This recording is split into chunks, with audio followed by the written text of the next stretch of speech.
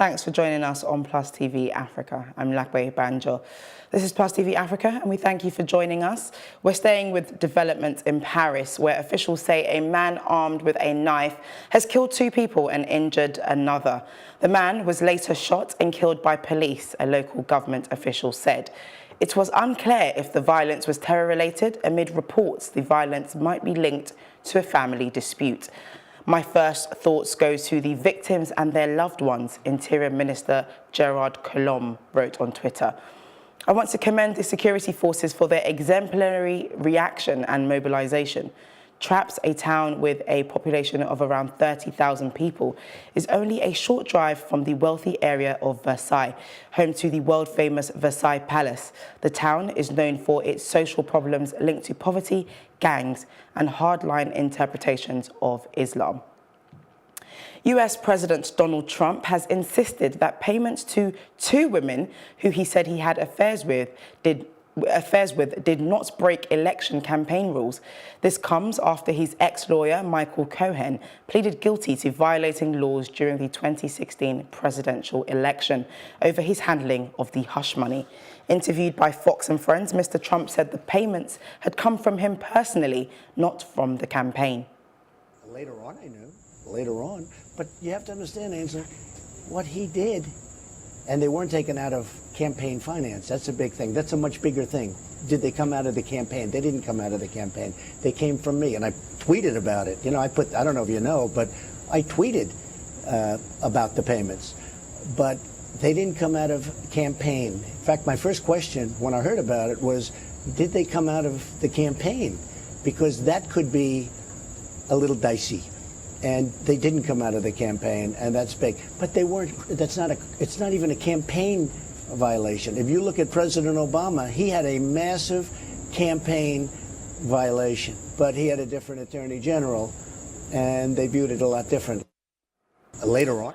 Moving swiftly to China, where reports say there are plans to file a fresh complaint against President Donald Trump's tariffs at the World Trade Organization. The threat comes after the US imposed a second round of tariffs on $16 billion of Chinese goods in an escalation of their trade war. The 25% tax came into effect at noon in Beijing, affecting goods including motorcycles and antennas. 为了维护多边贸易体制，为了捍卫中方自身的合理正当权益，中方已经采取了必要的反制措施。 我们希望，美方能同中方相向而行，本着一个理性的、务实的态度，同中方一道认认真真的谈出一个好的结果。 And in Australia, Prime Minister Malcolm Turnbull stubbornly clung to power on Thursday as senior ministers deserted him, saying he would hold a second leadership vote on Friday, only if he received a letter signed by the majority of the ruling Liberal Party. Prime Minister Turnbull narrowly won a leadership vote on Tuesday against former Home Affairs Minister Peter Dutton. Dutton and senior ministers on Thursday called for a second ballot. So I now await a letter with the signatures of a majority of the party room. If I receive, which is 43, if I receive that, then I will convene a new party room meeting. The party room, of course, met on Tuesday and confirmed my leadership by a majority. So we need to see that there is a majority of members, and they need to put their names to it too. These are momentous times, and it's important that people are accountable for what they're doing. That before the party meeting is held, we have access to the advice of the Solicitor General on the eligibility of Mr Dutton to sit in the Parliament. And we expect that advice to be available first thing in the morning. That's what the Attorney General's advised me. This is a very, very significant point. As we all know, Section 44 has been a companion of this 45th Parliament, but I cannot underline too much how important it is that anyone who seeks to be Prime Minister of Australia is eligible to be a Member of Parliament, because a minister, let alone a Prime Minister, who is not eligible to sit in the House is not capable of validly being a minister or exercising any of the powers of a minister. Migrant miners disembarked from an Italian Coast Guard ship docked at the port of Catania late on Wednesday evening, as a political row continues about what to do with the rest of the migrants who remain on board. Interior Minister Matteo Salvini from the far-right League Party has been resisting pressure to let the 177 migrants off the ship, and the issue is straining relations with the League's coalition partner, the anti-establishment Five Star Movement. The Coast Guard ship Di Ciotti has been docked in the port of Catania for 3 days. Salvini, who has said he will not let the migrants aboard come ashore until other European countries agree to take them in.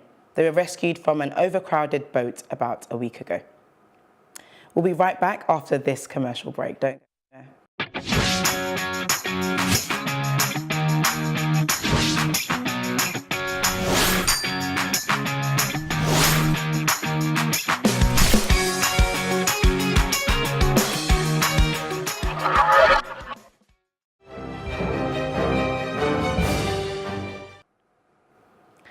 Welcome back. In South Africa, the South African government, in an official tweet on Thursday, rejected US President Donald Trump's tweet on land reform as a narrow perception that divides the nation. The South African presidency said it will seek clarification from the US Embassy about a tweet from President Trump about land reform.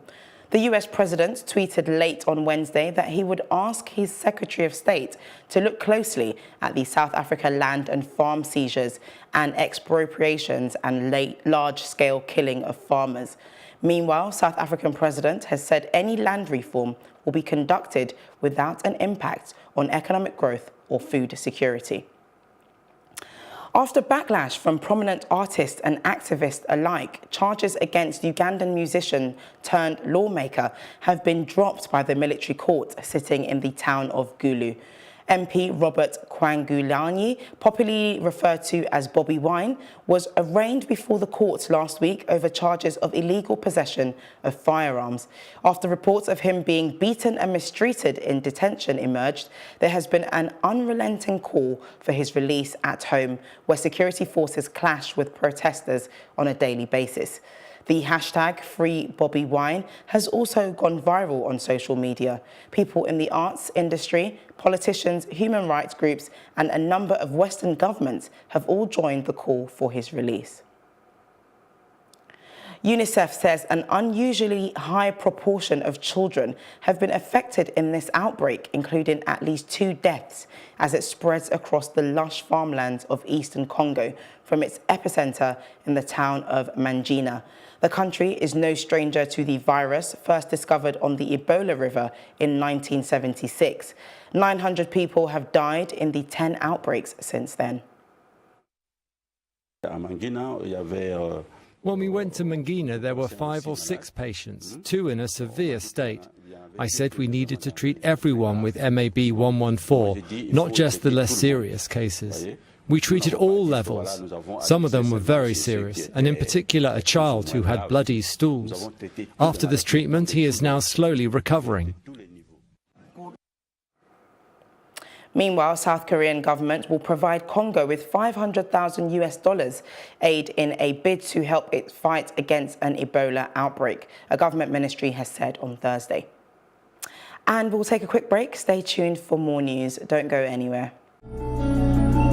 Today's top stories are... And the Pentecostal Fellowship of Nigeria. I'm here at Yunus Bashorin Street, where the fire destroyed our transformer complete castle.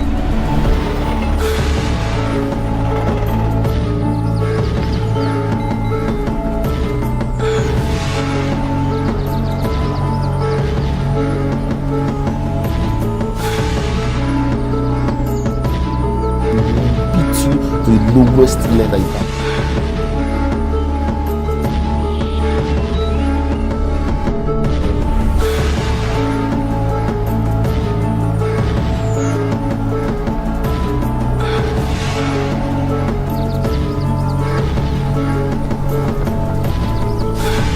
I'm Lakme Banjo. This is Plus TV Africa. The big stories live here. Big stories live here. Big stories live here.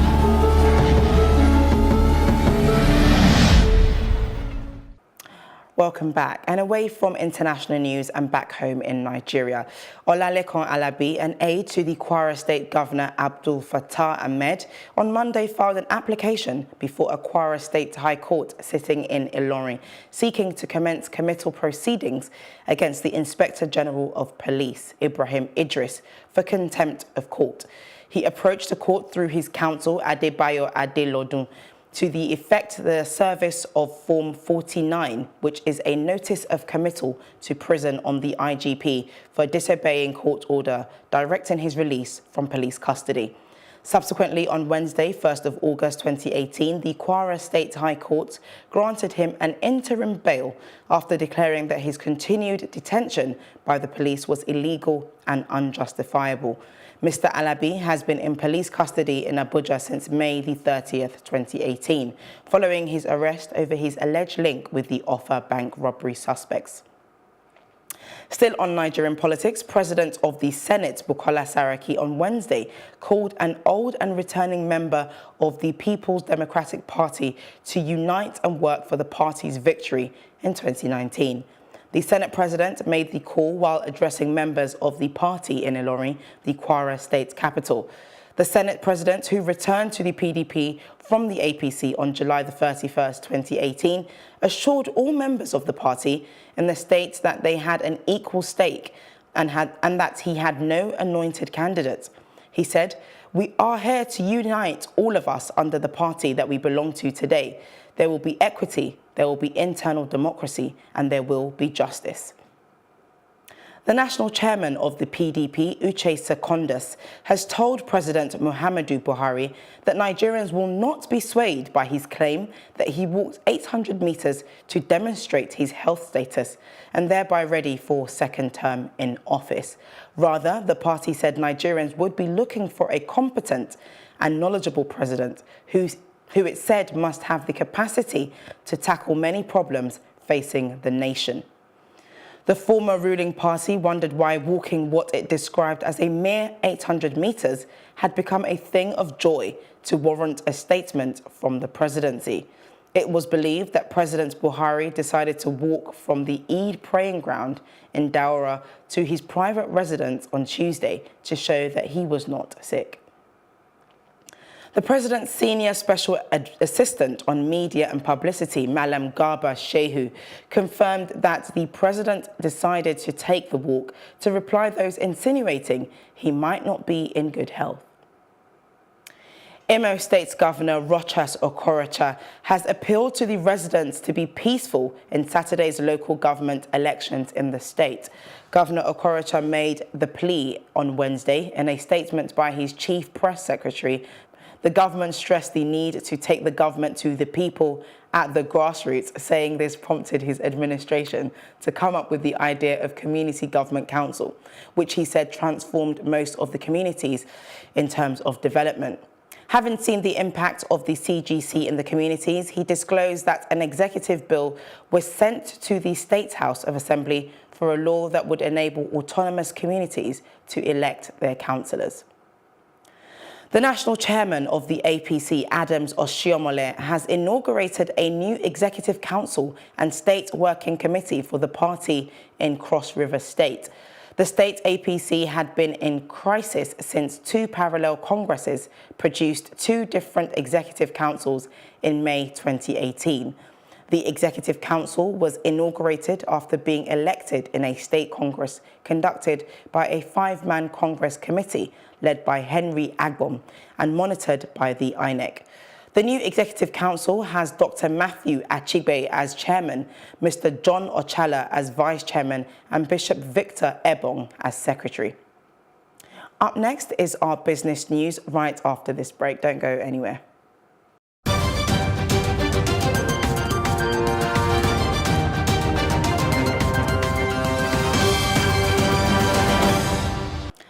Welcome back. Reports from the Federal Airline Authority of Nigeria and the Nigerian Civil Aviation Authority have revealed that passenger traffic on domestic routes in the country have dropped. It showed a 30% fall in the first half of 2018 against the same period in 2017. Records showed that in 2017, the Mursalam Mohammed International Airport recorded 2.6 million passengers on the domestic flights. And in the same period in 2018, it only recorded 1.8 million passengers. The drop can, however, be attributed to a slowdown in the country's economic activities and low purchasing power, despite the country's relief from recession in 2017. According to Mr. Nojie Megason, the executive chairman of Airline Operators of Nigeria, air travel is one of the barometers to gauge the health of a nation. In his opinion, whenever a country is doing well, it will reflect on the number of people that travel by air. Executive Secretary, Nigerian Shippers Council Hassan Bello, has said that full automation of cargo clearing processes remains the only solution to the current increase in cost of doing business at the nation's seaports, as well as enhance port efficiency.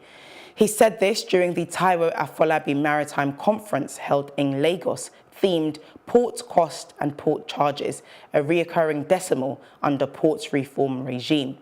The NSC boss insisted that until a port community single window platform is introduced and able to accommodate all stakeholders, the quest for the reduction in ports costs and charges would remain a mirage under the current manual system. According to him, most of the seaports in West Africa, except Nigeria, have all embraced the single window platform, which in turn has enhanced efficiency, boosted revenue for the government and reduced cost of doing business. For the first time in 10 months, the South African headline consumer inflation rose to its highest in July. This comes with the country's rising cost of household goods and transportation. Although the HCI increased to its highest, moving to 5.1% year-on-year in July from 4.6% in June. The central bank is unlikely to increase its interest rates as the Reserve Bank still maintained its benchmark rate from a fifth meeting in a row in July. However, it has warned that it would tighten its policies in response to rising rand-driven inflationary pressures and offshore volatility.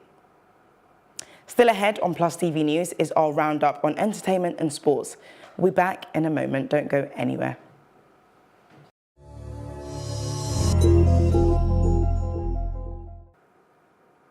And in entertainment, South African jazz singer Letta Mbulu's Soweto home is set to become a heritage site in Johannesburg on the 24th of September. The house will be honored with a Johannesburg Heritage Site blue plaque from the Heritage Ways in partnership with the City of Johannesburg Immovable Heritage Department and the Johannesburg Heritage Foundation for being the cradle that reared a national treasure. Mbulu says she is humbled and honored by the announcement. Welcoming the news, she says, "It's difficult to express myself because I'm not the only one who was involved in the struggle with the music I was doing, but I do feel honored and humbled. I did not expect it." Mbulu says their location was also known as Plantation, and it holds many wonderful and sad memories at a difficult time of apartheid brutality. Still on entertainment news, local record label Probabless International spent last week scouting for talent at Harare Central Prison in Zimbabwe. The week-long process saw the label signing a 20-member a cappella group scheduled to record with them in the coming weeks. The label's entertainment manager, Blessing Chukukutu, said, "We picked an a cappella group with their own composition to record at our studios at Robin House in Harare.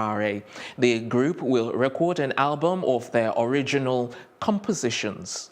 According to Chukukutu, the project is meant to give another chance to prisoners as well as uplift their spirit and help them focus more on the positives in their lives and their talent as well.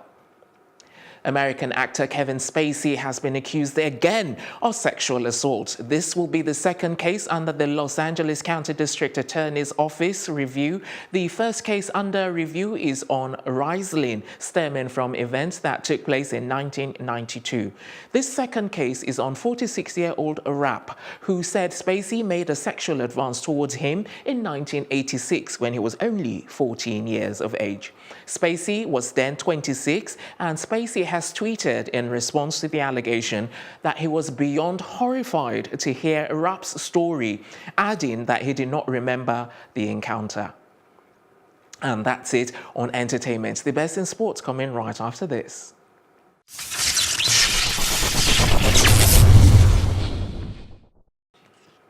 Hello and welcome to Sports Update on Plus TV Africa. I'm Morumfolu Kufeji.